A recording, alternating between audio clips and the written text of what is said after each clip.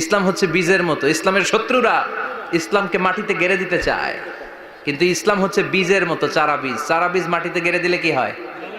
কথা কন। আরো গজিয়ে ওঠে, মাটি ফেড়ে উপরের দিকে উঠে চিৎকার করে বলেন ঠিক কি না? ইসলাম হচ্ছে টিউবের মতো। টিউব, পুকুরে যারা নতুন সাঁতার কাটতে যায়, ডুবে যাতে মারা না যায়, টিউব নিয়ে সাগরের মধ্যে নামে।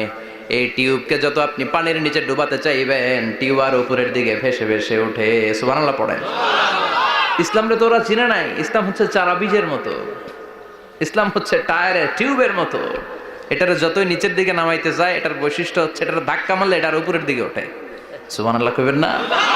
গোটা বিশ্বব্যাপী আজকে ইসলামের গণজোয়ার, হাজার হাজার লোক কালিমা পড়ে মুসলমান হচ্ছে। গত কিছুদিন আগে আফ্রিকাতে এক লোক এক গ্রামের কয়েক হাজার মানুষকে এক ময়দানে দাঁড় করিয়ে একসাথে শাহাদাতের